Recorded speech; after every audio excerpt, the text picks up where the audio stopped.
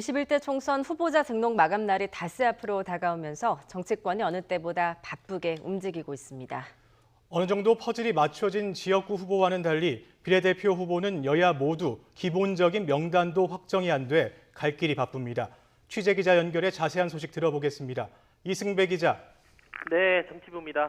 먼저 여당부터 살펴보죠. 더불어민주당이 참여하는 비례위성정당, 더불어시민당은 어제서야 지도부가 구성이 됐다고요. 네, 맞습니다. 더불어시민당은 어제 최고위원과 공천관리위원 구성을 마쳤는데요. 오늘 공관위원장을 임명하고 공천 작업에 속도를 낼 계획입니다.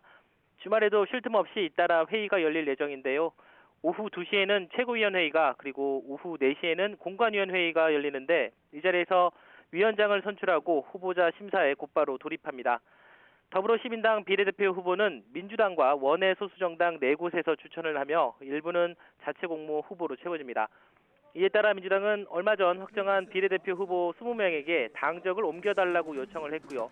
이들이 더불어시민당의 심사를 받게 될 것으로 보입니다. 더불어시민당은 내일 오후까지 후보 추천을 받은 뒤에 바로 다음 날인 월요일 확정된 명단을 발표한다는 계획입니다. 하루 만에 뚝딱 심사를 마치는 셈인데 그래서 제대로 후보 검증을 할 수 있겠느냐는 우려가 나옵니다. 이런 이유 때문인지 이미 그제부터 민주당에서 인력이 파견돼 검증팀 구성 작업에 착수한 것으로 YTN 취재 결과 확인됐습니다. 시간이 촉박한 만큼 기존의 민주당 시스템을 빌려와서 후보 기본 검증을 하겠다는 건데요. 그러면 사실상 민주당이 비례연합정당의 후보를 직접 검증하는 것 아니냐는 비판이 그래서 나옵니다.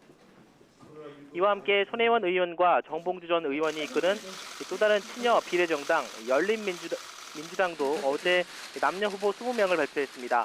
주진영 전 한화증권 사장과 최강욱 전 청와대 공직기강 비서관 그리고 김의겸 전 청와대 대변인이 포함되어 있습니다.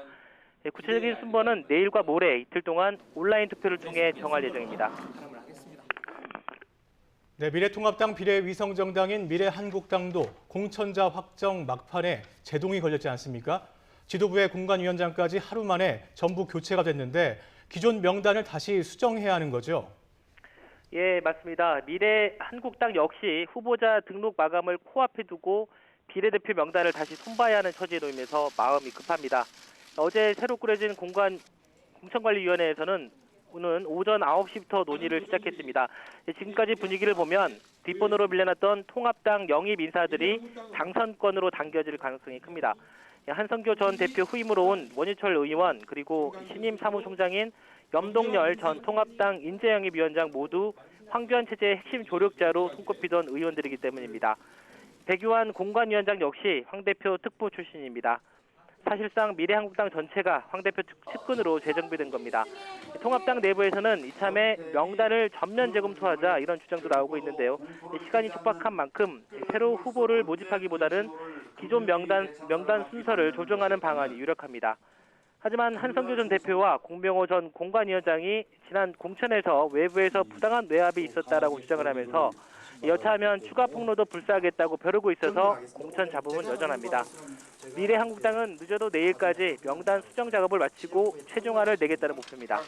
지금까지 정치부에서 YTN 이승배입니다.